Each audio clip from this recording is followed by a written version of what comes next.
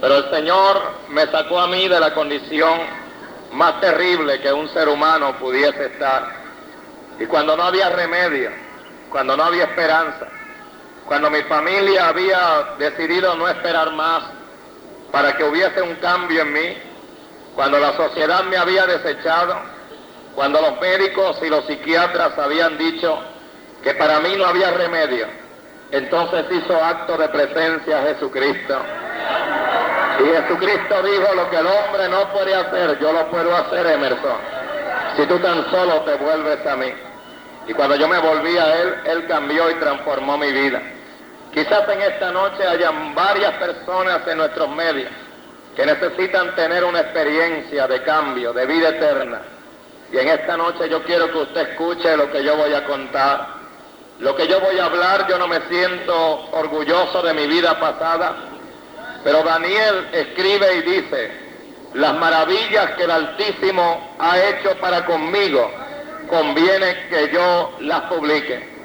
Hay personas que dicen: no hable de su vida pasada. ¿Cómo van a saber el poder maravilloso, el poder del Espíritu Santo regenerador, si nosotros no hablamos y contamos cuál era nuestra condición anteriormente? El problema está en que hay personas que reciben gloria hablando de su vida pasada, pero toda la gloria en esta noche es para el Señor Jesucristo. Y vamos a compartir, hermanos, si es tan amable de ponerse de pie en estos momentos. Yo quiero hacer una oración y quiero pedir que el Espíritu Santo de Dios llene este lugar de una manera especial, y que en esta noche, a través del Espíritu Santo, muchas vidas puedan rendirse a los pies de Cristo. ¿Quiere orar conmigo? ¿Quiere levantar sus manos al cielo conmigo? Padre Celestial, durante 11 días hemos predicado tu palabra. Durante 11 días hemos ministrado a través de los dones del Espíritu Santo. Durante 11 días, Señor, hemos estado en este lugar levantando tu nombre en alto. Y esta noche, en la noche número 12, no pretendemos levantar nuestra figura, porque fracasaríamos, porque el ministerio que tú nos has dado se terminaría, porque tú eres celoso de tu gloria, y no hay hombre que pueda tomar la gloria que es tuya y que te pertenece. Pero mi Dios, a través de la historia que yo voy a contar, la misma historia que contó el Gadareno, la misma historia que contó el apóstol Pablo a los líderes romanos en las cortes, en los diferentes lugares donde era llevado, arrestado.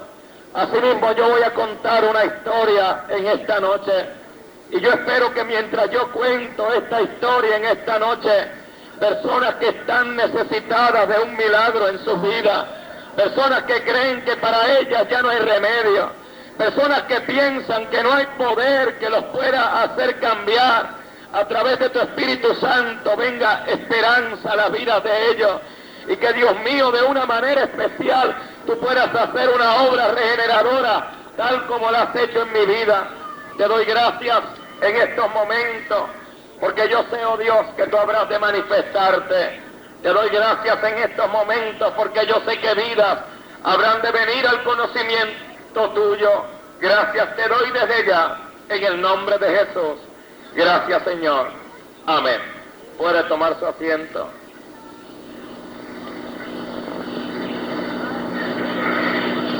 Yo nací en un hogar muy pobre, en la isla de Puerto Rico, en la ciudad de San Juan.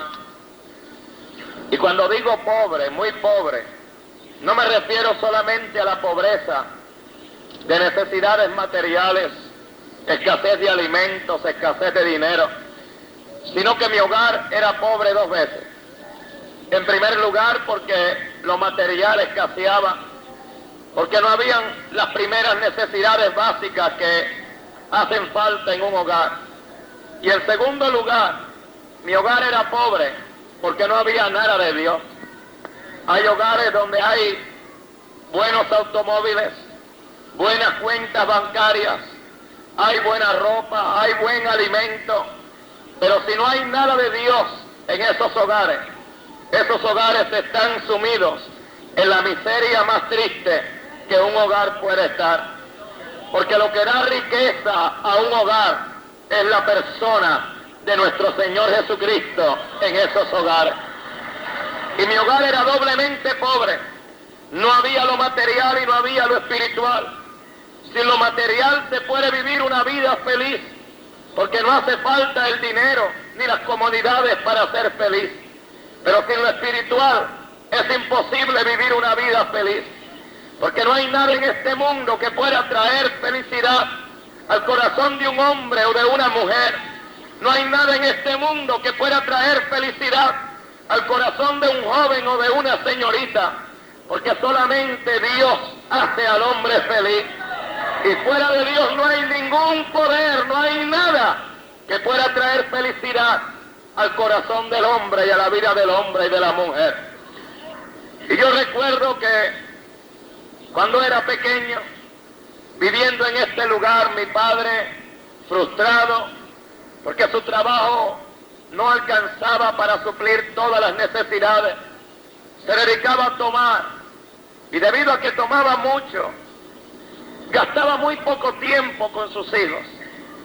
Y recuerdo muy poco a mi padre. En estos días lo puedo recordar porque quedaron algunas fotografías de él. Pero cuando todavía yo era un niño, mi padre fue internado en un sanatorio para tuberculosos, porque tomaba tanto y su trabajo era tan fuerte que sus pulmones se debilitaron y fue internado en un hospital para enfermos de tuberculosis. Antes, cuando parrandeaba, cuando gastaba su dinero en las bebidas alcohólicas, tenía muchos amigos que lo seguían, amigos que lo acompañaban.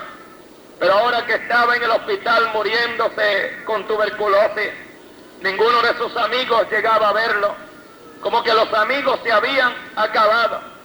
Y quiero decirle a usted en esta noche que amigo no es el que busca tu dinero, tampoco es tu amigo el que solamente se reúne contigo para darse un trago de licor o para salir juntos a fornicar y adulterar con la que no es tu esposa. Amigo es aquel que murió en la cruz del Calvario por ti para darte vida eterna. Amigo es aquel que cuando tú estás metido en problemas no te deja, sino que te dice: yo estaré contigo todos los días de tu vida hasta el fin del siglo. ¿Cuántos dan gloria al nombre de nuestro Señor Jesucristo? Tus amigos se olvidan de ti, tus amigos te desamparan, pero tenemos en Cristo más que un amigo, a alguien que dice: no te desampararé ni te dejaré. Y cuando estaba en el sanatorio para tuberculosos, cuando los amigos no lo visitaban, cuando sus compañeros de parranda se olvidaron de él, había uno que no se había olvidado de él, y este era Dios. Llegaron a este sanatorio para enfermos mentales, enfermos de tuberculosis, un grupo de pentecostales, de esos pentecostales que la gente dice: parece que usted no tiene nada que hacer. Esos aleluyas siempre están visitando, siempre están tocando a las puertas de la casa. Parece que no tienen nada que hacer. Sí tenemos mucho que hacer, sí tenemos muchas ocupaciones, pero nuestra ocupación principal es dar a conocer que Cristo Jesús viene pronto por segunda vez. Y llegaron a aquel sanatorio y le dijeron a mi padre: Lorenzo, Cristo te ama. Lorenzo, Cristo murió por ti en la cruz del Calvario, y aunque tu cuerpo se esté pudriendo de tuberculosis, tu alma puede vivir eternamente. Y mi padre recibió a Cristo como su único y salvador personal en aquel sanatorio para tuberculosos. Pasó corto tiempo y la tuberculosis había progresado tanto que mi padre murió. Cuando mi padre murió, aparentemente él no tenía nada. Cuando una persona está preparándose para morir, esta persona escribe una herencia. Deja sus tierras, deja su casa, deja su automóvil, deja su cuenta bancaria a sus hijos. Pero repito una vez más, aparentemente mi padre no tenía nada. Él no tenía propiedades, él no tenía automóvil, él no tenía dinero en el banco, Aún la bata que tenía puesta del hospital de tuberculosos no era de él. Tenía el nombre del hospital. Y tan pronto él muriese, aquella bata se iba a desinfectar y se le iba a dar a otro infeliz que contrajera esa misma enfermedad incurable. Aparentemente no tenía nada, pero mi padre, cuando murió, yo tenía 7 años de edad, y vino uno de mis tíos. Recuerdo que yo estaba jugando en la calle con unos amigos, y llegó uno de mis tíos y me dijo: Emerson, tu papá se murió. Cuando me dieron esa noticia, yo pensaba que ahora yo tenía que llorar, porque yo miraba en el vecindario que cada vez que daban la noticia de que un familiar moría, todos comenzaban a llorar. Y yo pensaba, pues ahora a llorar. Y recuerdo que no podía llorar, y apretaba mis manitas fuerte a ver si lágrimas salían de mis ojos, pero las lágrimas no salían de mis ojos. Comencé a golpear mis costados con los codos, esperando que lágrimas salieran de mis ojos, pero tampoco salían las lágrimas de mis ojos. Y es que yo no podía llorar por el Padre, que solamente había conocido de lejos, que nunca había sentido su calor y su amor. Yo nunca conocí lo que era el amor de un padre hasta que vine a los pies de Jesucristo. Entonces conocí el amor y el calor de un padre, y yo no podía llorar por un desconocido. ¿Sabía usted que en esta noche, en esta ciudad, quizás de los que nos visitan aquí en nuestros medios, hay hijos y hijas que no saben lo que es el calor de un padre? Hay padres que nunca dan amor a sus hijos y cariño. Y así me sentía yo. No podía llorar por un desconocido. Nunca lo había conocido, nunca había sentido ese acercamiento y ese calor de padre. Aquel tío me dio un libro parecido a este y me dijo: Emerson, esto fue todo lo que tu papá dejó. Llévaselo a tu familia. Cuando tomé aquel libro y lo abrí, en la primera página de aquel libro estaba escrito algo, y lo leí aquella vez y jamás se me olvidó. Pasaron los años, estuve en cárceles, estuve en hospitales, y nunca se me olvidó lo que estaba escrito en aquel libro, aunque yo no lo comprendía. Lo pude comprender cuando Cristo vino a mi corazón. Y aquel libro estaba escrita una herencia, y decía de esta manera: esta es mi herencia, la dedico a mis 3 hijitos, Edith, Edwin y Emerson. Este es el capital más grande de mi vida. Aquí hay salvación, salud, gozo, templanza, paz, seguridad. Todo lo que pidas a Cristo, Él te lo dará. Amén. Parecía que mi padre había muerto en la más completa miseria, pero cuando yo vine a los pies de Cristo entendí que había muerto en la riqueza más grande. Bendito sea el nombre del Señor. Había muerto con la seguridad de que Cristo era su Salvador y que habría de vivir eternamente en las mansiones celestiales. Había encontrado la riqueza más grande que un ser humano sobre esta tierra puede encontrar: la salvación de su alma. Ese es el tesoro más rico. ¿Cuántos de los que están aquí han encontrado salvación en Cristo? Esa es su riqueza, la riqueza más grande que un ser humano puede tener sobre la tierra. Y si hay alguien que todavía no la ha encontrado en esta noche, usted puede adquirirla. No le cuesta un céntimo, solamente tiene que recibirla por la fe. ¡Aleluya! Y usted será la persona más rica de toda la tierra, porque Cristo Jesús será una realidad en su corazón. Yo llevé aquel libro a mi casa y di la noticia que mi padre había muerto y nadie lloró. Y yo dije, bueno, pues yo hice lo correcto en no llorar. Y recuerdo que aquel libro lo vi por última vez, yo no sé en qué zafacón de basura fue a parar, porque nadie le hizo caso. Nadie extrañó a mi padre, nadie le prestó atención a aquel libro, y me olvidé de aquel libro. Nunca más me acordé de él. Recuerdo que el vecindario donde yo crecía era un vecindario de mucha violencia. Desde muy niño miraba yo que hombres apuñaleaban a otros hombres, miraba a personas ser baleadas, a veces muy cerca de nuestra casa, cuando estaba jugando en el patio, miraba a hombres matar a otros hombres y caer tendidos sin vida. Y yo miraba aquella violencia, y miraba los asaltos que se cometían y los robos que se hacían. Y yo decía dentro de mí, yo no quiero ser como las personas de este lugar. Yo quiero estudiar, yo quiero ir a la universidad, yo quiero llegar a ser algún día un abogado.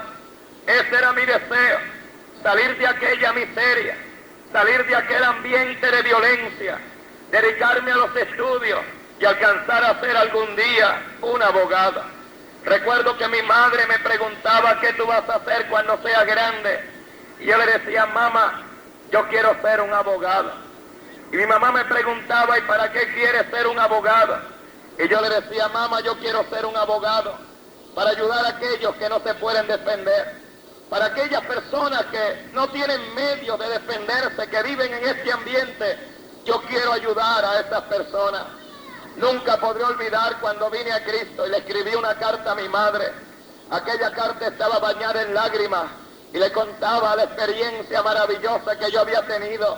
Recibí una carta para atrás bañada en lágrimas y lo primero que me decía mi madre en la carta, en la parte de arriba, soy la mujer más feliz del mundo. ¿Te acuerdas cuando tú me decías que querías ser un abogado? Pues ahora eres un abogado, mejor que los de la tierra. Eres un abogado del cielo, eres un abogado de Dios para presentar su palabra. ¡Qué tremendo es poder defender la causa del Evangelio! ¡Qué privilegio tan grande es poder ser un predicador del cielo! ¡Qué privilegio tan grande es llevar la palabra a los necesitados, a los que no tienen esperanza, a los enfermos que no tienen remedio, decirle hay remedio, en Cristo hay remedio, alabanzas al Señor. Me dediqué a estudiar con ahínco, me dediqué a estudiar en una manera tan precipitada que yo no tenía tiempo para los deportes. Me dediqué a estudiar en tal forma que en la escuela mis grados eran los mejores grados. El problema era que en mi hogar no tenía mucha atención. Mi madre estaba muy atareada, demasiado ocupada para poder suplir las necesidades del hogar. Mi padre faltaba, estábamos terminando la Segunda Guerra Mundial y todavía había necesidades, no habían trabajo. Recuerdo que todo lo que entraba de dinero a la casa semanalmente eran $15. Y con aquellos $15 semanales, mi madre pagaba el alquiler de un cuartito donde vivíamos, pagaba y hacía la compra, la comida, nos compraba zapatos y cuantas cosas. Y mi madre quería que fuéramos buenos hijos, buenos estudiantes, buenos vecinos. Y ella aprendió a disciplinarnos. Y parece que se le pasaba la mano en la disciplina. O ella nos golpeaba con la sombrilla. Ella nos golpeaba con los tacones de los zapatos. Lo primero que encontraba a la mano, con eso nos golpeaba. Yo he bromeado mucho de que yo soy negrito con el pelo poliéster. Pero les quiero decir una verdad en esta noche. Mi madre es rubia de ojos verdes. Mi madre es rubia de ojos verdes. Y los 3 hermanos, yo soy el menor. No sacamos nada de mi mamá, todo de mi papá. Y le decimos a mi mamá, mamá, por lo menos los ojos verdes, un negrito con ojos verdes es lo más lindo que hay. Por lo menos nos hubieras dado los ojos verdes.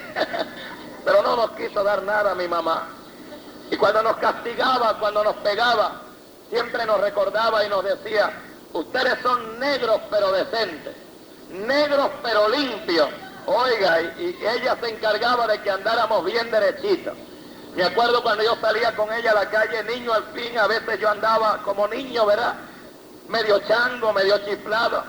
Me decía, camina derecho. Y me golpeaba con la sombrilla. Y yo me acuerdo que yo me ponía derecho. Y así caminaba derecho. Porque mi mamá me estaba mirando con ojos de fuego. Y se me quedaba viendo y me decía, muchacho, mueve esas manos. Y entonces yo empezaba a mover las manos. Tenía un temor a mi madre tremendo. Siempre conocí la disciplina de parte de mi madre, pero nunca conocí el amor. Yo no sabía lo que era recibir un beso de mi madre. Yo no sabía lo que era recibir un abrazo de mi madre. Yo miraba a otros niños en el vecindario. Andaban descalzos, yo tenía zapatos. Andaban desnudos, yo tenía pantalón y camisa. Pero yo los envidiaba, porque miraba a estos niños desnudos, descalzos, llenos de tierra, llenos de lodo, sentados en los brazos de sus madres, y sus madres los besaban y los acariciaban, y yo sentía envidia de aquellos niños. Hoy muchos padres se preocupan en darle a sus niños buena ropa y buena alimentación, pero lo que tus hijos necesitan es que le des amor, que haya tiempo para manifestarle amor, porque si hay necesidad de algo en los hogares, es falta de manifestación de amor. Siempre hay tiempo para regañar, siempre hay tiempo para disciplinar, pero nunca hay tiempo para manifestarle el amor a nuestros hijos. ¿Cuándo fue la última vez que usted le dio un beso a su hijo o a su hija? ¿Cuándo fue la última vez que usted le tomó en los brazos y le dijo, hija, te amo, significas tanto para mí? Hay padres que pasan los años y nunca tienen un momento de afecto para sus hijos.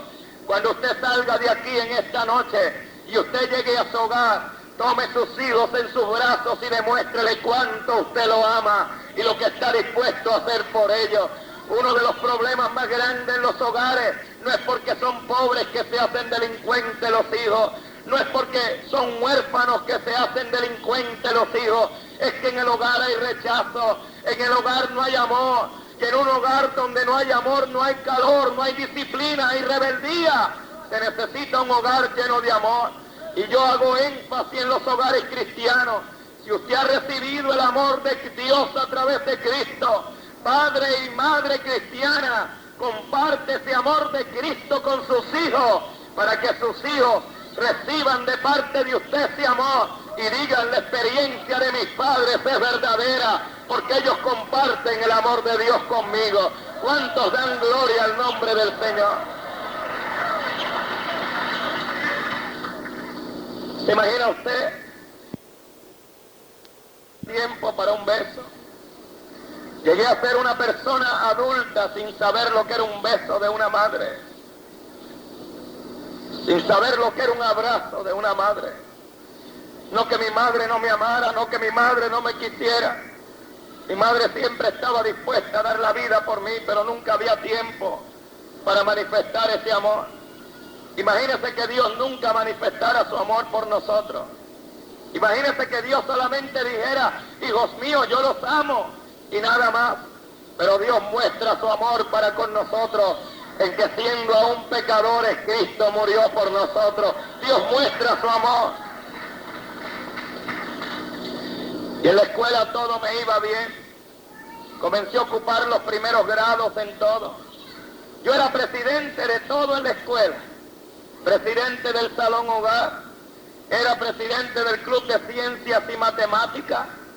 Era presidente del club de inglés, aunque no hablaba inglés, era presidente del club de inglés. Y hay veces que yo me ha tocado predicar en las iglesias americanas y les digo, yo era presidente del club de inglés y mire qué inglés hablo. ¿Se imagina el vicepresidente?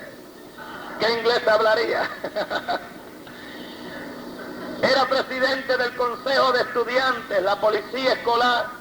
Cuando el principal de la escuela faltaba, yo me sentaba en lugar del principal de la escuela. Yo ocupaba la oficina ese día y yo me encargaba de correr la escuela como presidente del consejo de estudiantes. Mis notas eran las mejores. Mis maestros estaban orgullosos de mí. Me decían, vas a llegar lejos, vas a llegar a algún lado, vas a tener triunfo en una buena carrera. Pero mi madre nunca iba a la escuela, no tenía tiempo para saber de mí. A veces el Club de Leones me quería hacer un agasajo y yo no podía ir a esos banquetes porque éramos muy pobres para que me comprara mi mamá un saco y una corbata. Y siempre el vicepresidente era el que iba a todos los banquetes. Yo quería recibir alguna clase de estímulo en el hogar, pero nunca había estímulo, nunca había tiempo para manifestar qué bien lo estaba haciendo. Y recuerdo que en esos tiempos había mucha violencia en las calles. En los años 50, parece que legiones de demonios fueron enviadas sobre todas las juventudes del mundo y comenzaron a formarse pandillas juveniles, jóvenes que apuñaleaban a otros jóvenes, jóvenes que tenían placer en hacer daño y hacer el mal. ¿Sabía usted que hay una influencia tremenda sobre la juventud que quiere perderla, que quiere destruirla?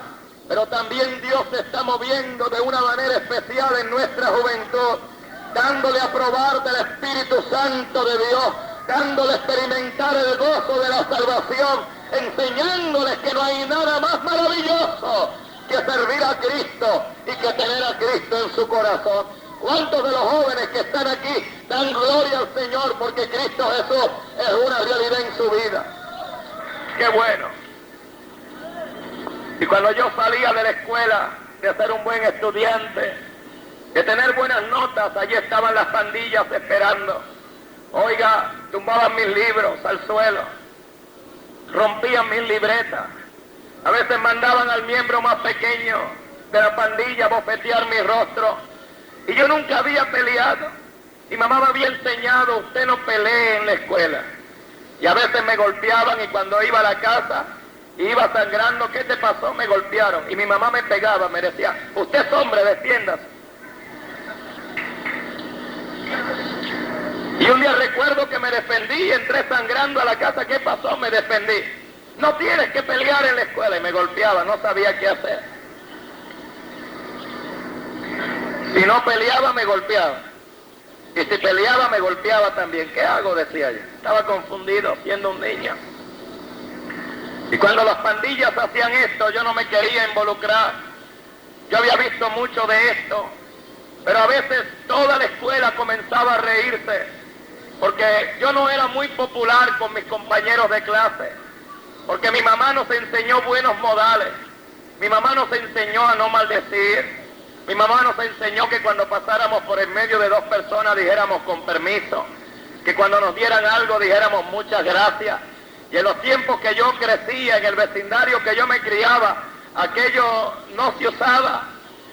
Luego mi mamá nos ponía la ropa y ella quería que siempre anduviéramos bien planchaditos, las camisas bien almidonadas, los pantalones bien almidonados, y nos decía, ni te vayan a arrugar la ropa. Y yo caminaba así, como momia. No podía arrugarme en ninguna forma, en ninguna manera. Cuando me sentaba en una silla en la escuela, me sentaba en la orilla de la silla con los pies bien estirados y las manos bien estiradas. Los compañeros de clase decían, ahí va la plancha. Parecía una plancha, todo estirado, todo planchadito, estiradito. Y como yo tenía buenos modales, aquello era raro en la escuela. Y los compañeros de clase decían, no se junten con Emerson. Habla muy fino, camina muy raro.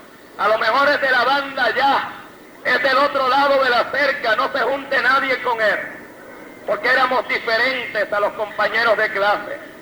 Hoy usted no maldice y usted tiene buenos modales y hay muchas personas que no se quieren juntar con usted.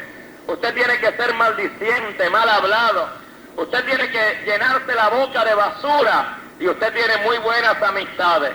Usted tiene muchos amigos que le quieren seguir. Pues aunque usted no tenga amigos, llene sus labios de alabanza a Dios en todo tiempo. ¿Cuántos dan gloria al nombre maravilloso del Señor?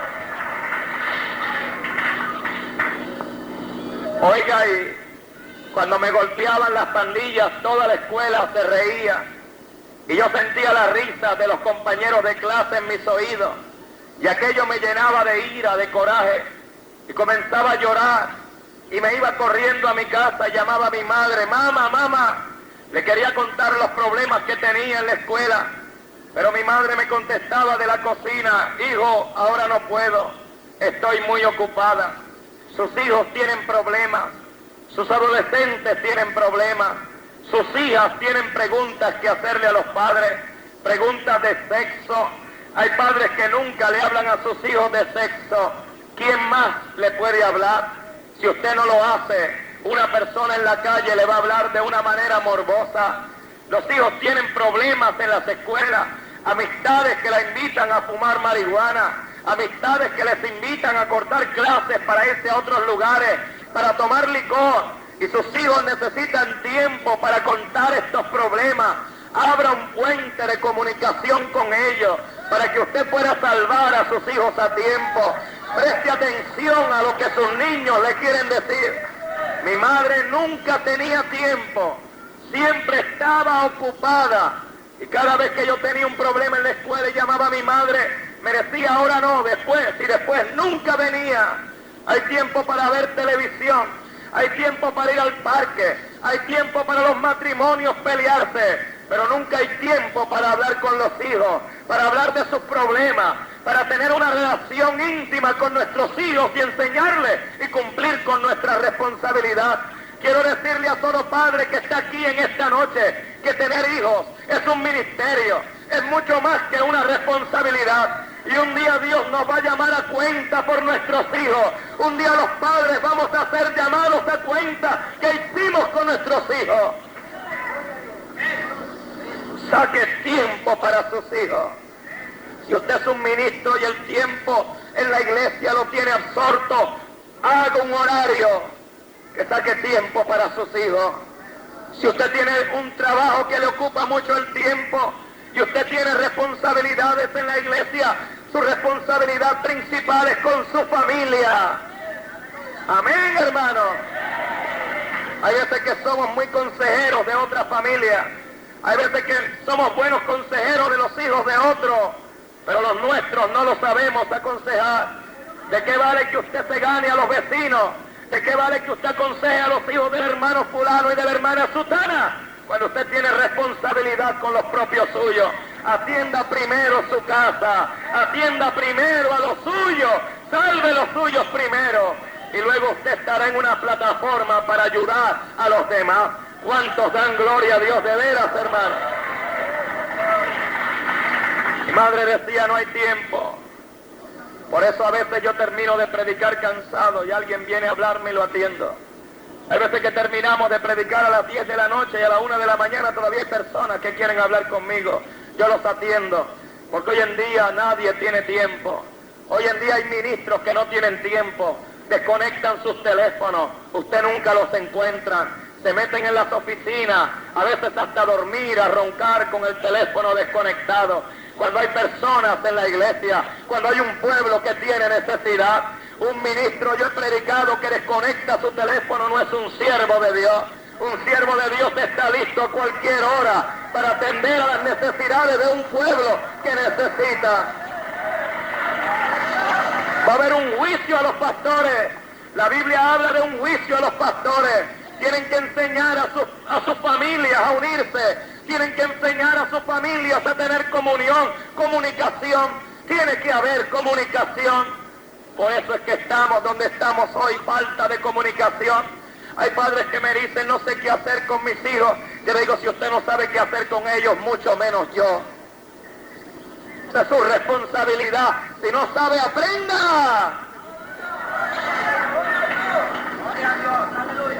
Hermano pastor, no entiendo a mi hijo. Si usted no lo entiende, ¿quién se lo va a entender? Aprenda. Comience a pagar el precio. Comience a tener comunicación. Mi madre siempre estaba ocupada, y ¿sabe usted qué yo hice un día? Luego de recibir un par de bofetadas, luego que toda la escuela se rió de mí, dije, no, ya no llamo a mi madre. Mis problemas los resuelvo yo. Y llegué a la casa con lágrimas en mis ojos, pero sin decir mamá, mamá, ya no más mamá. Entré a la cocina, abrí uno de los gabinetes de cocina, saqué uno de los cuchillos más filosos que encontré ahí y salí a la calle. Y comencé a buscar los miembros de la pandilla uno por uno. Y los encontré en las esquinas de la calle. Y comencé a usar aquel cuchillo. Y cuando lo usaba, oh, cómo había de grito.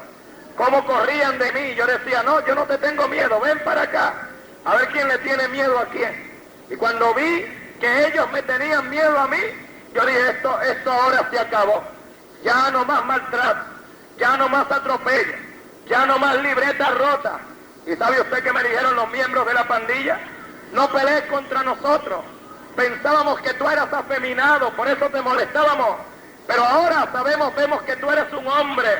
Vemos que tú sí te sabes defender, hazte como uno de nosotros. Mire qué cosa. Antes no tenía amigos. Nadie quería ser mi amigo porque yo era estudioso, porque andaba limpio, porque tenía buenos modales. Nadie quería ser mi amigo. Pero ahora aprendí a usar una cuchilla y aprendí a mandar gente al hospital. Aprendí a golpear gente en la cabeza y a quebrarle los sesos. Y ahora todo el mundo quería ser amigo mío.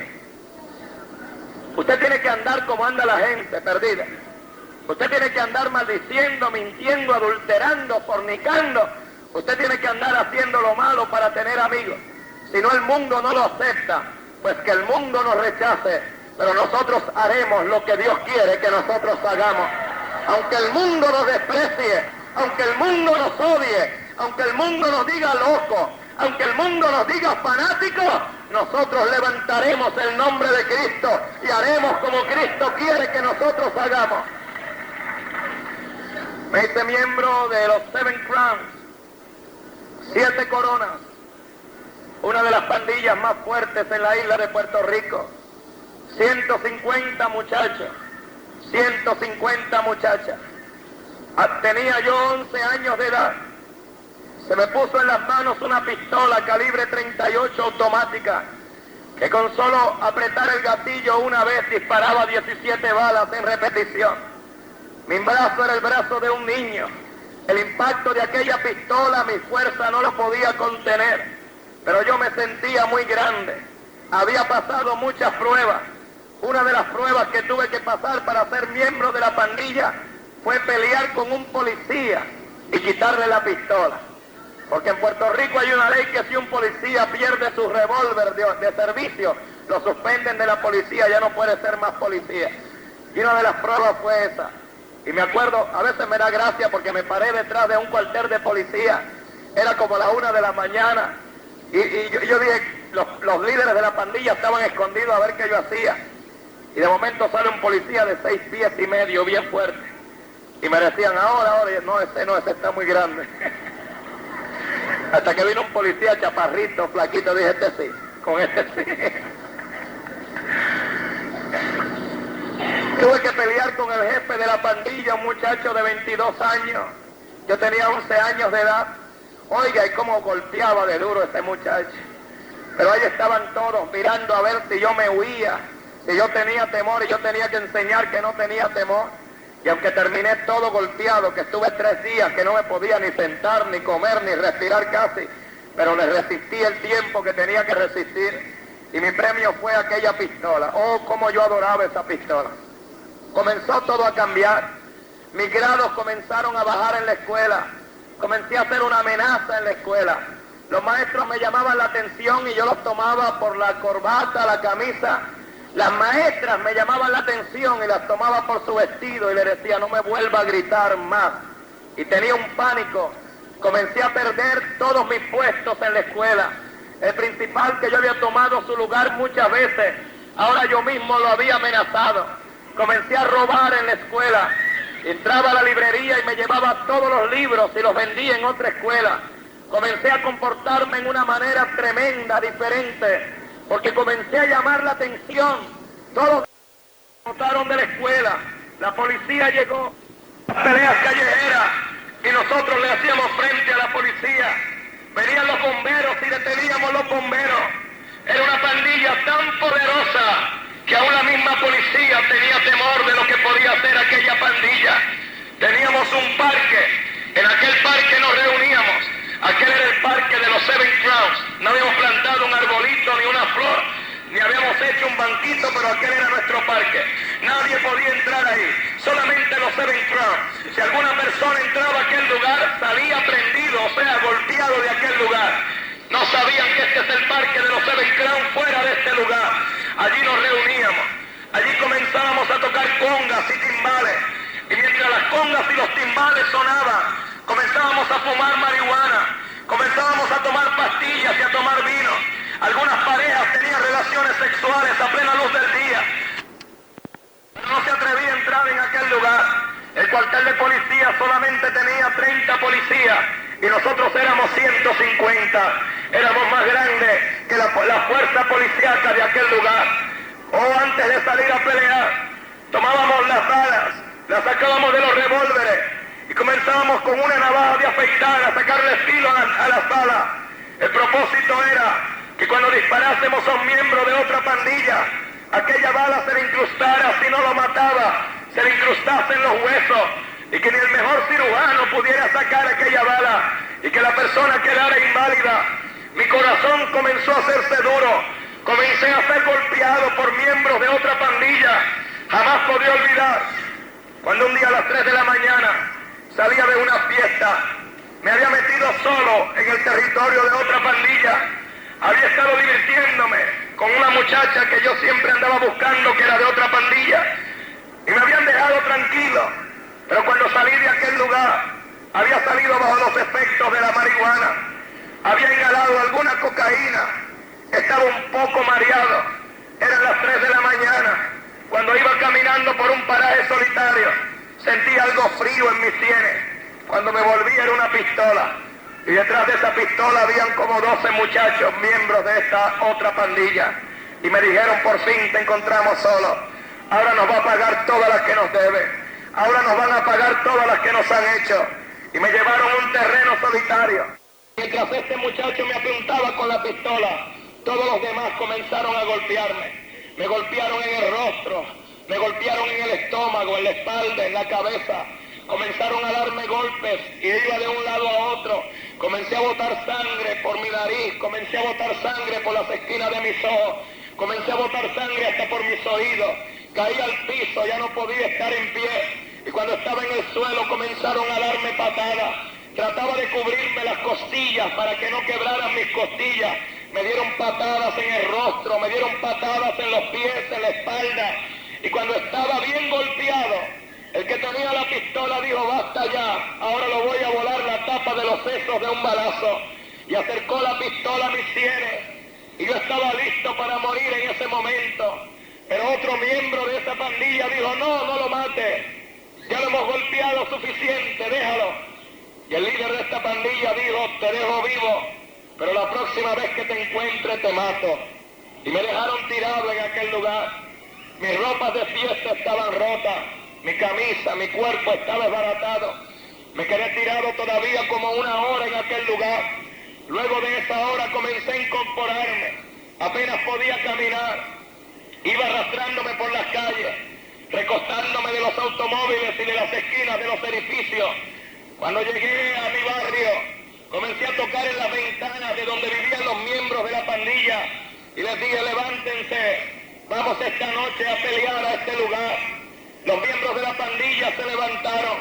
Hacía apenas unos meses que me habían elegido como líder de la pandilla. La policía había arrestado a todos los líderes y en las votaciones, cuando tenía 12 años de edad, salí como presidente de los Seven Crowns. Me había hecho de un hombre tan popular que cuando se mencionaba el nombre de Gambuster, las personas tenían temor. En el vecindario donde yo vivía, los vecinos me veían como un buen niño. Yo trataba de tener una buena figura, pero a 3 cuadras de mi vecindario, las personas tenían temor cuando pasaba por allí. Sabían quién yo era, sabían que en las muchas ocasiones que nos habíamos enfrentado en peleas callejeras, me habían visto pelear y había cierto respeto hacia mi persona. Despertamos la mayoría de los miembros de la pandilla, fuimos a este vecindario donde vivían estos otros pandilleros. Cuando llegamos a este vecindario todos estaban dormidos, todas las luces estaban apagadas, las casas eran de madera. Fuimos y compramos gasolina, regamos gasolina en todas las casas, porque no sabíamos cuáles eran las casas de los pandilleros. Así que regamos gasolina en todas las casas y le prendimos fuego. Cuando comenzó el fuego a quemar las casas, las personas comenzaron a salir corriendo hacia afuera. Venían algunos desnudos, otros semidesnudos, gritaban y corrían de las llamas. Y afuera estaban los miembros de la pandilla, con bates de béisbol, con tubos en las manos. Y todo el que salía de las casas era golpeado salvajemente. Hombre, mujer, niño, niña, todo el que salía del hogar era golpeado. Vinieron los bomberos y comenzamos a dispararle a los bomberos, a dejarlos fuera del alcance de aquellas casas, hasta que las llamas consumieron aquel lugar. Algunos de los miembros de la pandilla fueron arrestados, pero eso no los detuvo. Sentíamos notamos que ahora había respeto. Comenzamos a dedicarnos a una violencia tremenda. Se publicaba en los periódicos los hechos de las pandillas en las calles. Y era algo terrible. Personas secuestradas y torturadas y muertas. Amigos míos de 12 años de edad muertos en mis manos debido a la violencia de miembros de otra pandilla. Nos dedicábamos a robar. A veces en un mes habíamos robado hasta 82 automóviles. Las casas de carro nos daban llaves maestras y robábamos automóviles nuevos. Y ellos nos compraban estos automóviles nuevos cada vez que los robábamos. Y cambiaban la numeración de los motores y los papeles. Teníamos mucho dinero entrando en las pandillas. Siempre estábamos bien vestidos. Siempre estábamos bien acicalados. Usaba los zapatos más caros. Usaba la ropa más cara. Tenía mi cuerpo lleno de prendas por donde quiera. Brazaletes de oro, cadenas de oro. Estaba siempre bien acicalado. Me gustaba mucho ir a las fiestas. Iba a los nightclubs donde no se permitían menores, pero ponía $50 en las manos del portero y todos los miembros de la pandilla entrábamos en aquellos lugares. Lugares solamente para adultos. Solamente dábamos unos $100 en la puerta y todos entrábamos. El dinero todo lo compra, hasta la perversión. Y recuerdo que estando en ese tipo de vida, en esa condición, cuando íbamos al cine, aprendíamos cómo robar al estilo de los zampones de la mafia. Y nos dedicamos a hacer asaltos, nos dedicamos a robar en establecimientos comerciales, dedicamos a robar en bares, en nightclubs, nos dedicamos a hacer toda clase de cosas para tener dinero en nuestra pandilla, para comprar armas, para divertirnos, para tener, como dice el joven hoy, to have a good time. Esto era todo lo que nos interesaba. Y un día planeamos el robo de $35,000 en cigarrillos. Robamos ese camión, estaba cargado de cigarrillos. Y recuerdo que nos los llevamos. Y como no podíamos abrir las puertas, lo tiramos por un precipicio. El camión comenzó a dar vueltas por el precipicio y al dar contra las rocas, las puertas se abrieron. Y toda esta mercancía quedó al descubierto. Toda la noche estuvimos descargando aquella mercancía. Y un comerciante de San Juan nos dio $20,000 por aquella mercancía. Al otro día en la primera plana de los periódicos apareció la noticia: profesionales roban $35,000 en cigarrillos. Y éramos todos muchachitos los que habíamos hecho aquel trabajo. Al otro día, los miembros de la pandilla, cuando tomaron el periódico, comenzaron a decir: nosotros lo hicimos, los Seven Crowns lo hicimos. Y aquello hizo que la detective inmediatamente comenzara a arrestar a algunos de los miembros de la pandilla. Algunos habían comprado motocicletas nuevas, otros habían comprado automóviles y ninguno trabajaba. Y la detective empezó a arrestar uno por uno. Recuerdo que la detective fue a mi casa y le dijo a mi madre: aquí vive Gambuster. Mi madre, como tenía mal carácter, le dijo: aquí no vive ningún Gambuster, aquí solamente vive mi hijo. ¿Y cómo se llama ese su hijo? Le dice mi madre: se llama Emerson. Y dice: pues ese es el que estamos buscando. Y le dice el detective: cuando le echemos el guante encima, va a crecer en la cárcel, porque no menos de 40 años de cárcel le esperan. Yo había salido de mi hogar un momento, había ido a vender una mercancía robada y cuando regresé, mi madre estaba llorando. Me había hecho una maletica y me había sacado un pasaje de avión. Me dijo: hijo, vete de aquí, tus amigos están en la cárcel. La detective ha venido 3 veces a buscarte. Vete a la ciudad de Nueva York, consíguete un trabajo, allá tú puedes cambiar tu vida. Oh, qué tremendo. El hombre piensa que un trabajo le puede cambiar su vida. Hay hombres que dicen: si yo me cambio de ciudad, yo voy a cambiar. Pero se cambian de ciudad y no cambian nada. Yo he conocido hombres que me han dicho: el día que yo me case, yo voy a cambiar. Pero se casan y se ponen peores. Y dicen: cuando tenga hijos, voy a cambiar. Y tienen hasta 10 hijos y se ponen peores. Porque no es el lugar el que cambia, no es el matrimonio el que cambia, no es tener un buen trabajo lo que cambia. Lo único que cambia se llama Jesucristo. Solo Cristo puede cambiar la vida del hombre. No es la ciudad, no es el país, es el poder de Cristo. Cuando la sangre de Cristo nos limpia de todo pecado. Como dice en 2 Corintios 5:17, de modo que si alguno está en Cristo, nueva criatura es. Las cosas viejas pasaron, y aquí todas son hechas nuevas. ¿Cuántos dan gloria al nombre del Señor? Y me fui a la ciudad de Nueva York una maletica con 2 camisas y un pantalón y $10 en mi bolsa, no tenía nada más. Cuando llegó el avión al aeropuerto Kennedy, que antes se llamaba La Guardia, ahora se llama Kennedy. Cuando llegó el avión a ese aeropuerto, recuerdo que yo no sabía para dónde ir. Nos bajaron del avión y yo me bajé y fui a tomar un autobús donde todo el mundo tomó el autobús, todas las personas, me monté en él, llegó a un lugar y me dijeron, get out, para afuera, ya llegamos. Y cuando me bajé estaba en la calle 42 de Manhattan. Oh, yo nunca había visto edificios tan grandes. Allí está el Empire State Building, allí están todos los teatros. Es una calle llena de teatros con muchas lucecitas. Y yo nunca había visto tantas lucecitas. En una avenida en Puerto Rico todo lo que había visto era un teatro, pero ahí habían 100 teatros, uno detrás de otro. Y aquello me causó curiosidad. Allí tenía mi maletica con 2 pantalones y la camisa y me quedé viendo las lucecitas. Y había un hombre parado debajo de unas luces y pensó que yo lo estaba mirando a él. Y se enojó mucho. Y vino para donde yo estaba hablándome en inglés. ¿Qué? Tengo monos en la cara, ¿por qué me mira? Empezó a decir palabras obscenas. Entonces a mí me dio risa y me comencé a reír. Me dice, ay, todavía te burlas de mí, ya venía a golpearme. Le digo, espérate.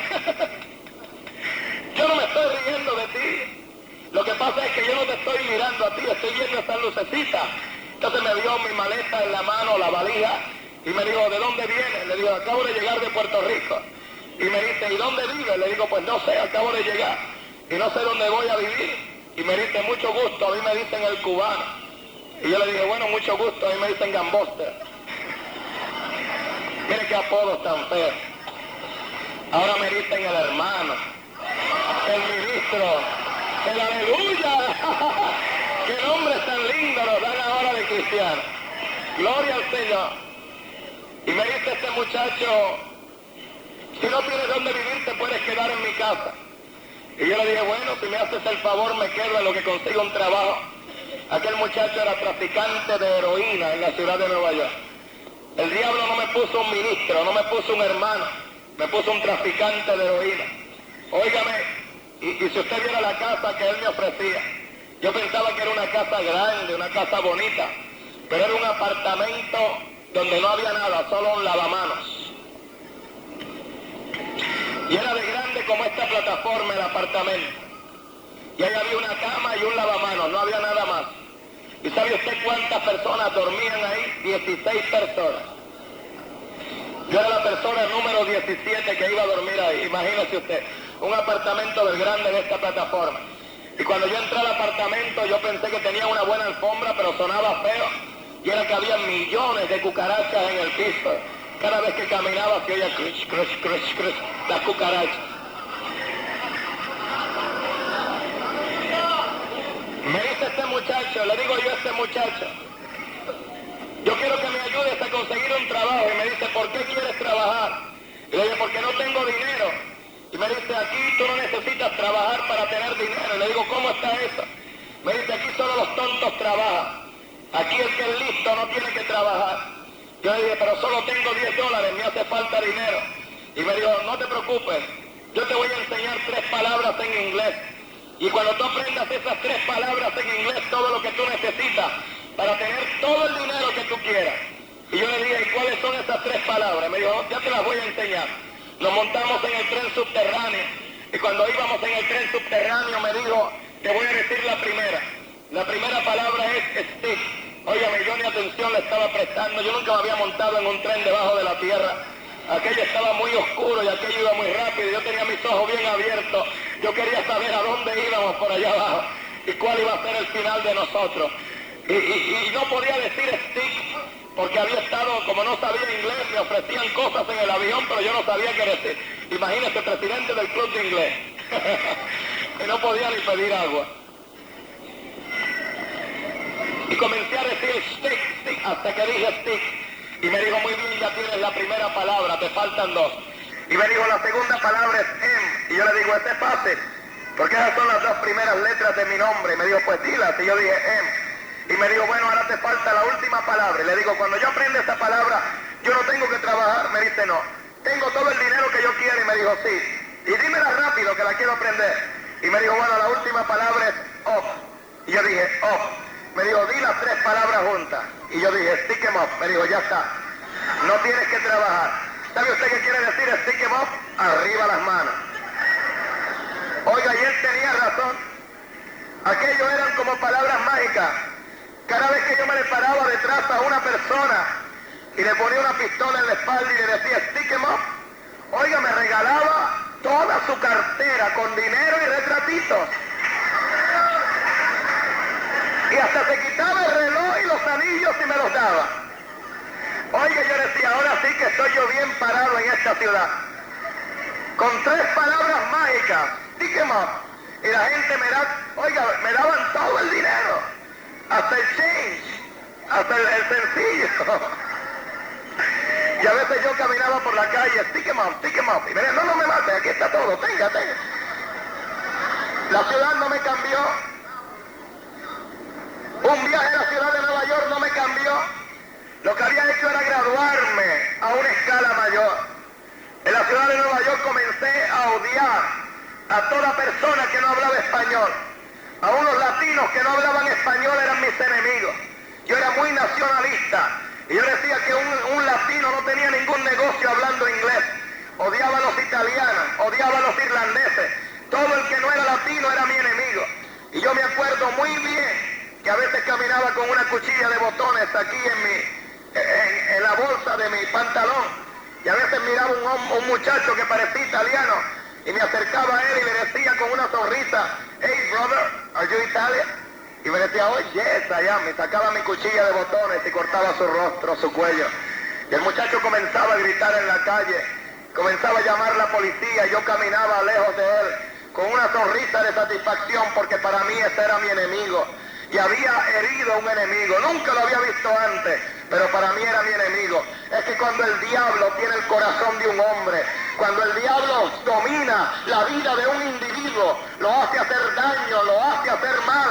Por eso es que cuando una persona viene a Cristo, quiere hablarle de Cristo a la gente, quiere hablarle de cosas buenas a la gente, porque cuando Cristo toma el corazón de un hombre, lo hace hablar de cosas buenas y enseñar cosas buenas. Qué odio yo sentía hacia las personas. Odiaba a los negros. Odiaba a cualquier persona que no fuera latina. Era mi enemigo, no lo quería. En una ocasión desperté en la azotea de un edificio con mi cuchilla de botones en las manos. Estaba yo bañado en sangre, mi cuchilla estaba llena de sangre y yo pensé que yo estaba herido, yo no tenía herida. Fui, me aseé, me cambié de ropa y salí a la calle. Y mis compañeros de la calle me dijeron, vete de aquí, la policía te busca. Ayer mutilaste a 5 personas, yo ni me acordaba. Había estado toda esa noche fumando marihuana. Había estado tomando licor, yo no me acordaba del daño que había hecho. ¿Se imagina usted hacer un daño como ese y no acordarse? Mi vida cada día se infiltraba en cosas bajas. La última vez que estuve delante del mismo juez, por la vez número 30, me dijo el juez, te vas de este lugar, no te voy a sentenciar, te vas, porque la próxima vez que vengas a esta corte te meto a la cárcel y boto la llave. Lárgate de este condado. Y yo me fui de aquel lugar. Y mi vida yo pensaba que iba a cambiar, pero no cambiaba. No cambiaba. Cada día me atraía más la violencia. Tengo en mi cuerpo señales de esa violencia. Aquello era como un placer para mí. Era un escape el fumar marihuana y el oír música a alto volumen. Sentarme en una esquina de un lugar, apaciguar mi mente, apaciguar mi cabeza. La marihuana y la música me producían paz momentánea, pero perdí el control y hacía cosas ofensivas, cosas que no quería hacer. Y un día cuando salí de una cantina o de un bar, donde había estado oyendo música y había estado bajo los efectos de la marihuana, apenas podía caminar y afuera me estaban esperando 5 miembros de una pandilla italiana. Toda la noche me habían estado esperando afuera. Y cuando cerraron aquel lugar que yo salía, apenas si podía mirar donde caminaba, los miembros de esta pandilla me estaban esperando, frescos. Había uno de ellos muy fuerte, parece que se dedicaba a levantar pesas, era muy fuerte, estaba muy musculoso. Y cuando salí de este lugar, comenzaron a correr en dirección hacia donde yo estaba. Cuando yo vi que venían a atacarme, lo primero que había a mi alcance era la antena de radio de un automóvil. Y arranqué la antena de radio de aquel automóvil y golpeé al primer muchacho. Y le di tan fuerte que la antena se partió en 2 pedazos. Y el muchacho cayó hacia un lado gritando. Cuando el muchacho musculoso vio aquello, vino gritando en dirección a mí, agarrarme por la cintura para tirarme al suelo y patearme entre todos. Alguien me tiró una botella de cerveza. Y cuando aquel muchacho venía agachado hacia donde yo estaba, me agaché y rompí aquella botella de cerveza por la mitad. Y cuando estaba cerca de mí, le enterré la mitad de aquella botella de cerveza en su rostro. Los 2 ojos le explotaron. Aquella botella de cerveza se le quedó incrustada en su cara. El muchacho cayó al suelo. Comenzó a revolcarse en el suelo y comenzó a gritar, "Oh my God, oh my God". Los que estaban con él se fueron corriendo. Las mujeres que estaban allí comenzaron a gritar, "This man is an animal, somebody call the police". Alguien llame a la policía, este hombre es un animal. Yo solamente estaba mirando a aquel muchacho allí tirado, gritando. Quería salir corriendo de aquel lugar, pero no podía. La emoción de ver a aquel muchacho con los ojos explotados, gritando, bañado en un charco de sangre, me hacía permanecer parado donde estaba. De momento sentí que un automóvil se detuvo detrás de mí. Alguien me tomó por las manos y me metió en un automóvil. Eran compañeros de la calle, me llevaron fuera de aquel lugar. Me dijeron, "No vuelvas por aquí en mucho tiempo". Y me fui a otro condado a tratar de olvidarme de lo que había sucedido. Pero en las noches yo no podía dormir. Cada vez que cerraba mis ojos veía el rostro de aquel muchacho. Miraba sus ojos explotados, lo veía revolcarse en la acera de la calle y lo oía gritar. Fumaba mucha marihuana, tomaba más licor, pero aquello no me hacía olvidar el rostro de aquel muchacho. Y recuerdo que a la edad de 14 años, sin que nadie me dijera hazlo, sin que nadie me aconsejara que lo hiciera, sin que nadie me aconsejara que lo hiciera, yo mismo, por mi propio deseo, por mi propia mano, inyecté en mis venas la primera dosis de heroína para escapar a la realidad. Aquella dosis me costó $5, aquella primera ocasión, y se convirtió en un hábito que me costaba $150 diarios por 11 años. Me convertí en un adicto a la heroína. Comencé a vivir solo para la heroína. Asaltaba a las personas en las calles ya no por diversión, sino por necesidad. Me metía en los restaurantes, en el servicio sanitario, y cuando un hombre entraba yo lo estaba esperando y lo golpeaba en su forehead y lo dejaba sin conocimiento y le quitaba todo su dinero y me llevaba hasta sus pantalones para que no me pudiera perseguir. Me montaba en un taxi y le daba una dirección de una calle solitaria, y cuando paraba en esa calle solitaria le ponía un cuchillo en el cuello, le quitaba el taxi, le quitaba el dinero y iba a inyectarme dosis de heroína. Comencé a traficar heroína a través de los Estados Unidos. Entraba a México y traía heroína de México para vender en los Estados Unidos. Comencé a caminar a través de todos los Estados Unidos con personas dedicadas al tráfico de heroína. Comencé a adquirir hábitos que antes no tenía. Comencé a involucrarme en vicios que antes no tenía. Recuerdo que para sostener el vicio de heroína, muchas veces tenía que robarle a los traficantes de droga y luego me estaban buscando ellos para matarme a mí. Tenía que estar huyendo de un lugar a otro. Comencé a perder peso. Comencé a enfermarme de mi cuerpo. Perdí el apetito. Recuerdo que comencé a vivir en las calles. Vivía en las calles tirado. Ya no tenía un apartamento donde dormir. Ahora estaba tirado en las calles de la ciudad. Dormía en los sótanos de los edificios y en las azoteas. Ya mis ropas no eran ropas elegantes, ahora eran ropas rotas, desbaratadas. Comencé a perder peso de tal manera que llegué a pesar 70 libras de peso. El exceso uso de heroína hizo que mi espina dorsal se debilitara y caminaba a las calles de la ciudad de Nueva York completamente jorobado. Comenzaron a salirme llagas en el rostro, en los brazos, en el pecho, en la espalda, en las plantas de los pies.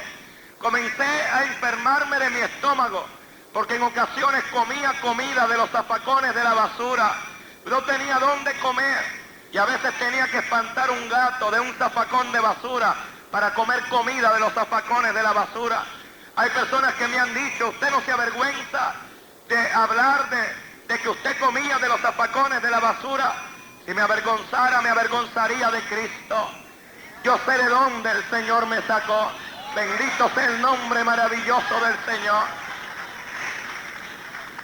Cuando venían los síntomas de la necesidad de la heroína, comenzaba a devolver y los pedazos de mi estómago salían por mi boca y por mis fosas nasales y a veces se incrustaban allí y perdía el conocimiento y caía sin respiración al suelo. A veces pasaba un año sin bañarme, mi cabello crecía largo por mi espalda, mis medias, los calcetines estaban pegados a mis pies, mi barba crecía en mi rostro. Algunas personas decían que yo parecía un anciano de 80 años. A veces caminando en la calle, los niños cuando me miraban decían, llorando, mamá, el monstruo, el monstruo, el monstruo. En una ocasión me llevaron a diferentes personas, psiquiatras, hipnotistas. No me puedo olvidar cuando me llevaron a un hipnotista llamado Dr. Christie. Él había ayudado a muchos adictos a la heroína y yo fui aquel hipnotista.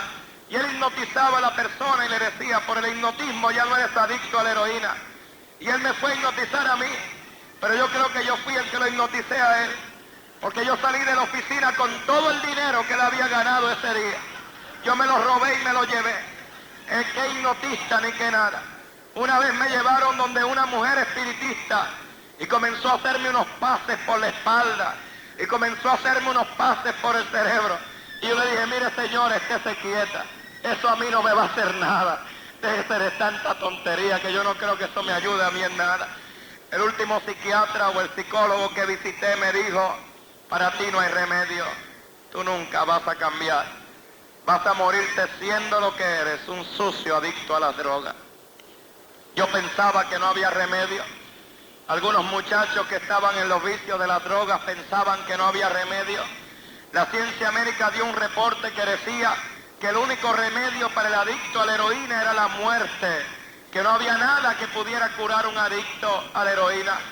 Rockefeller, uno de los millonarios más grandes de los Estados Unidos, fundó centros de rehabilitación para adictos a drogas y en 2 años gastó $2 billones y no pudo presentar un solo adicto a la heroína rehabilitado. Oh, porque donde el hombre nada puede hacer, hace falta la intervención sobrenatural de Dios. Yo no sabía que Dios me podía ayudar. Las personas me tenían miedo a mi apariencia.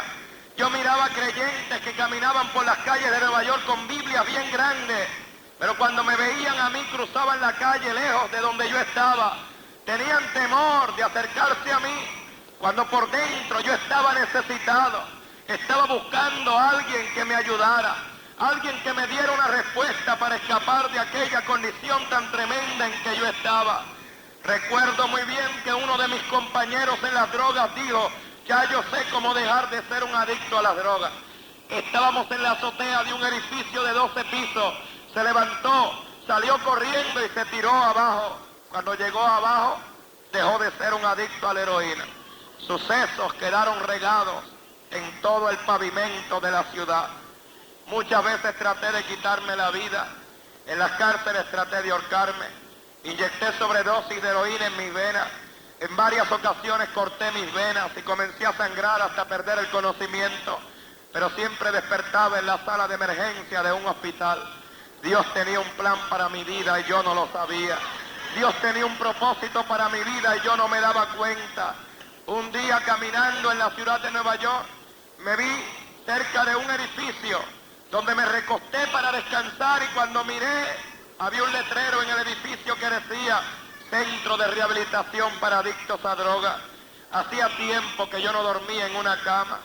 Dormía en los trenes, dormía en los autobuses, dormía en las azoteas de los edificios. Y ahí habían camas, y yo dije, qué rico sería dormir esta noche en una cama. Y toqué en la puerta de aquel lugar para dormir en una cama. Las personas que me abrieron, cuando me vieron, cuando miraron mi aspecto, cuando vieron como yo estaba, me dijeron, brother, you are in bad shape, estás en una mala condición. Aquí no tenemos doctores, aquí no tenemos medicinas para darte. Y me enseñaron un libro como este y me dijeron, pero tenemos la palabra de Dios y podemos orar por ti. En ese momento yo no creí en Dios. Para mí Dios no existía. Yo no sabía que una oración iba a ser por mí o que una palabra iba a ser por mí de un libro. Y yo no le presté la mayor atención a aquellas personas. Yo lo que quería era dormir ahí esa noche.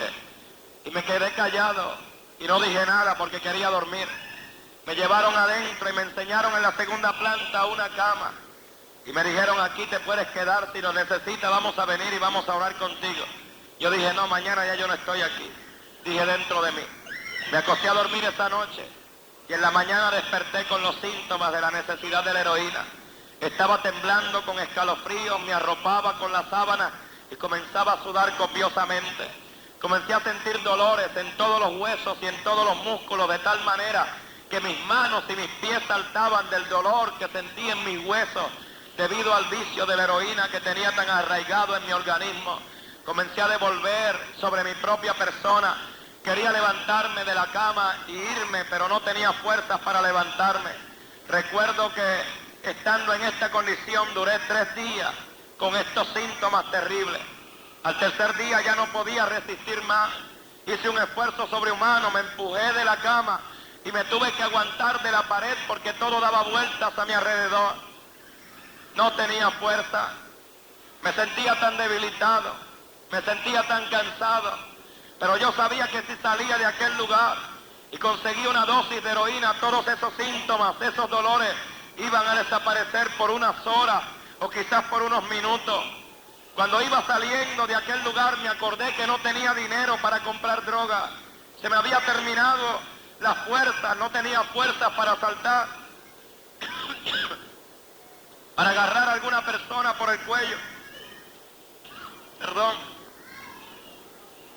Y volví dentro de la habitación y miré que allá habían cosas de valor que podía robar, que me podía llevar. Habían relojes, habían radios. Y busqué una bolsa de papel, un shopping bag. Comencé a echar allí todo lo que había de valor. Relojes, radios. Encontré unos zapatos nuevos y los eché. Allí vi una camisa nueva y le eché todo lo que podía cambiar en dinero, comencé a echarlo allí. Cuando estaba haciendo esto, sentí que alguien me estaba mirando. Sentí que alguien estaba viendo lo que yo estaba haciendo. Y pensé, uno de los muchachos está escondido en este lugar. Comencé a buscar debajo de las camas, en los armarios de ropa, para ver quién me estaba mirando, pero no había nadie. Pero yo sentía que alguien me miraba. Lejos estaba yo de pensar que eran los ojos de Dios que estaban puestos sobre de mí.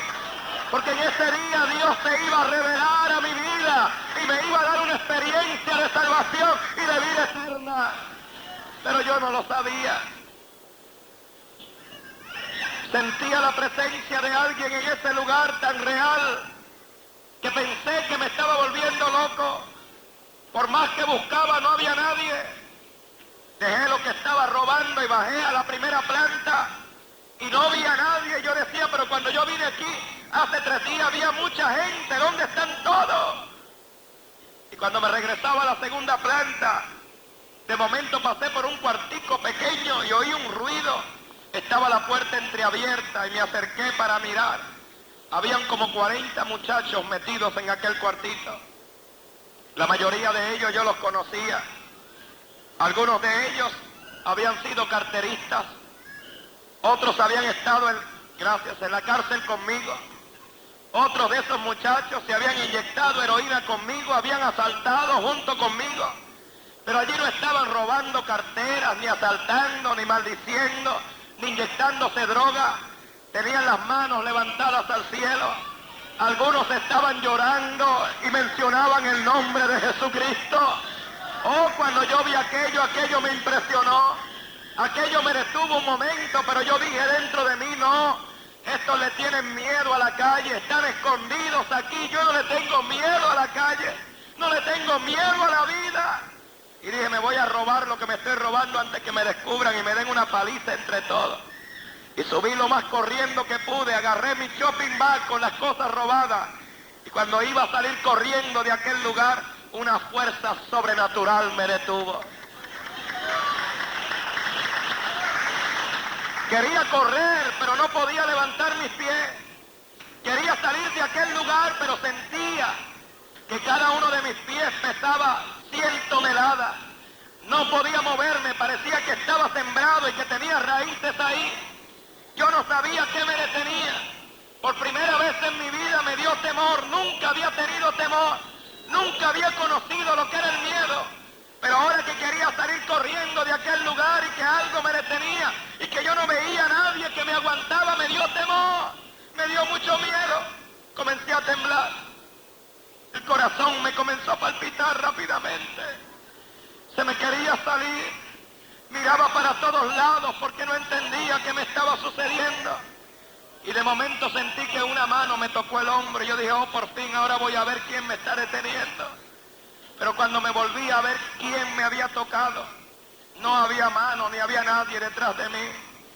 Pero yo sentía una mano suave y delicada sobre mis hombros. Sentí que otra mano se posó sobre mi otro hombro y volví a mirar, pero no había nadie. Yo no sabía que eran las manos de Dios que estaban tocando mi vida en ese momento. Aquellas manos comenzaron a hacer presión en mis hombros y comencé a doblar mis rodillas lentamente hasta el suelo.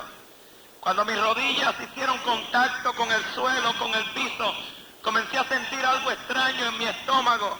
Y yo me acuerdo que yo llevé mis manos a mi estómago y comencé a apretar mi estómago. Pero aquello siguió subiendo y llegó a mi pecho. Llevé mis manos a mi pecho y apreté mi pecho. Pero aquel cosquilleo siguió subiendo hasta que lágrimas comenzaron a salir por mis ojos.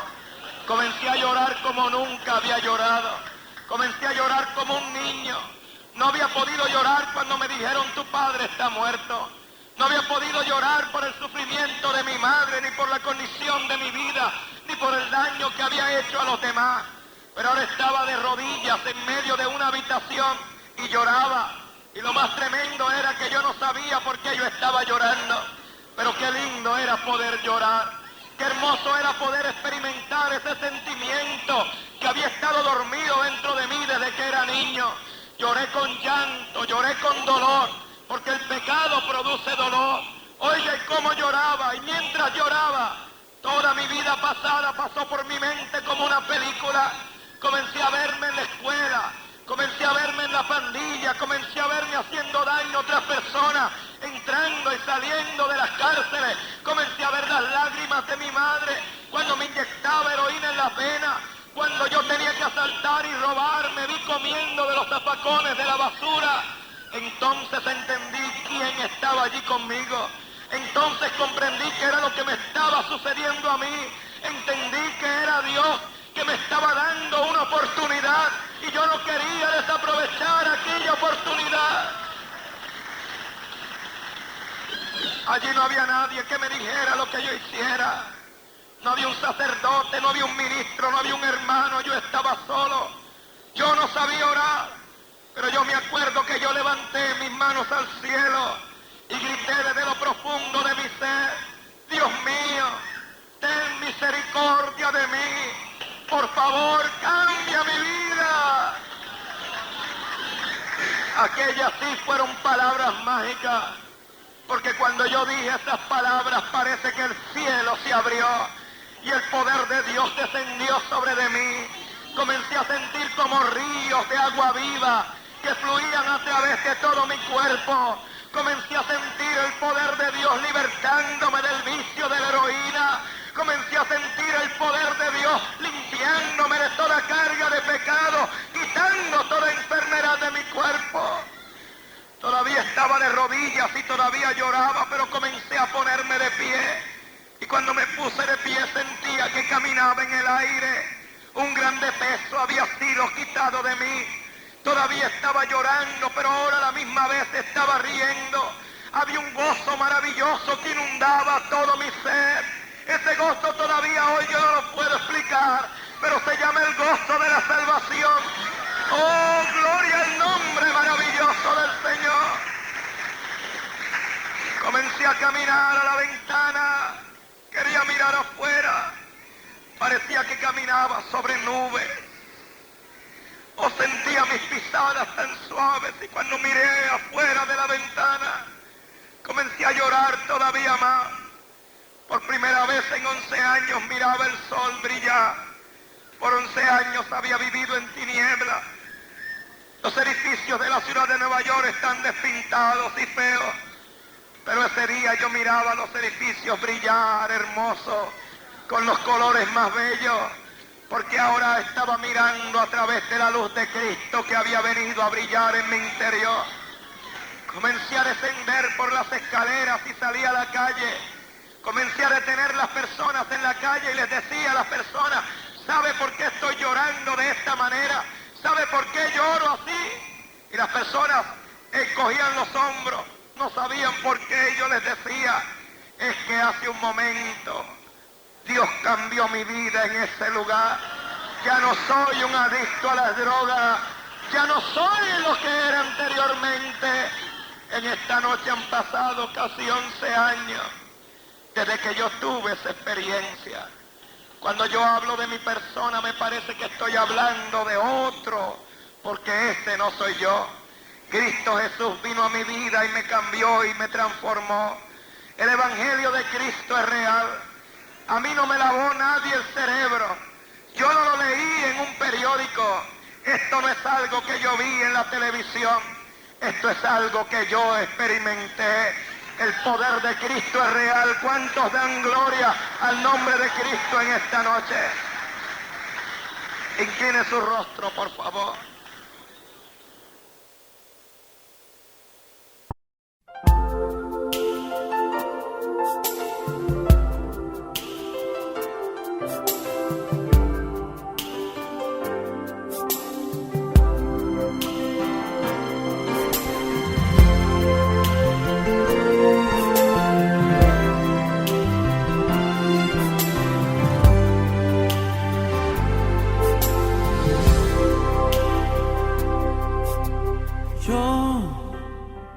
Tengo un nuevo amor, el corazón me late sin parar. Hay uno que me ha dicho: te amo de verdad, Jesús mi amor, y más que amor mi dulce paz.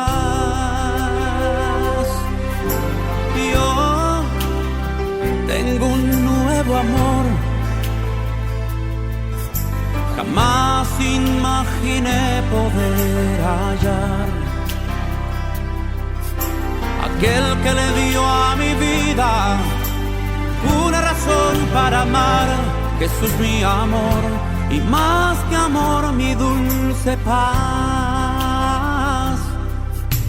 Siento que tengo ganas de volar al firmamento, gritarle al mundo entero lo que estoy sintiendo, que ya encontré mi dulce amor, Jesús es toda mi verdad, y nunca yo me cansaré de repetir hasta el final que ahora yo tengo un nuevo amor. Mi corazón me late, el corazón me late sin parar. Lo que me ha dicho, hay uno que me ha dicho: te amo de verdad, Jesús mi amor, y más que amor mi dulce paz. Y yo tengo un nuevo amor, jamás imaginé poder poder hallar aquel que le dio a mi vida una razón para amar. Jesús mi amor y más que amor mi dulce paz.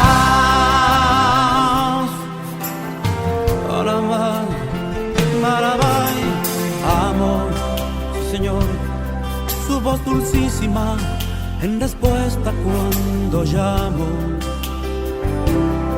sus ojos tiernos hasta el toque de sus manos, por siempre suyo quiero ser.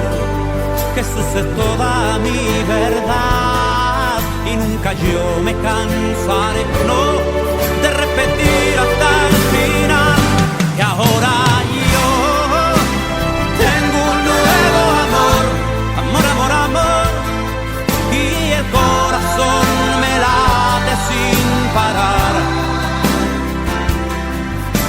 Hay uno que me ha dicho: te amo de verdad.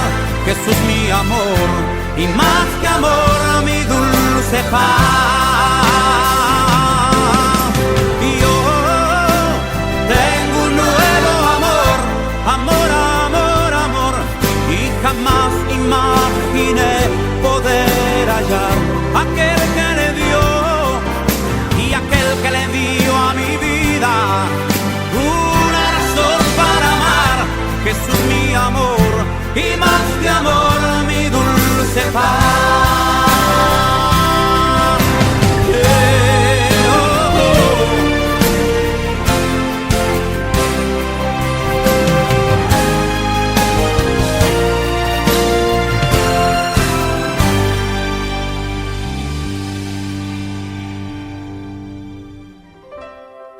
Señor, desde el día en que te conocí, realmente he sido el hombre más feliz. Por eso viajo por el mundo diciéndole a la gente que tú eres un Dios maravilloso, que tú existes y que tú eres real. Y aunque la ciencia te niegue, yo digo que tú eres real, Dios. Estoy enamorado de ti. Te amo, Dios. Yo tengo un nuevo amor, amor, amor, amor, amor, amor. El corazón me late sin parar. Hay uno que me ha dicho, hay uno que me ha dicho: te amo de verdad. Jesús mi amor y más que amor mi dulce paz. Y yo tengo un nuevo amor, jamás imaginé poder hallar, jamás imaginé poder hallar aquel que le dio a mi vida, aquel que le dio a mi vida una razón para amar. Jesús mi amor y más que amor mi dulce paz. Y Jesús mi amor y más que amor mi dulce paz. Y Jesús mi amor y más que amor mi dulce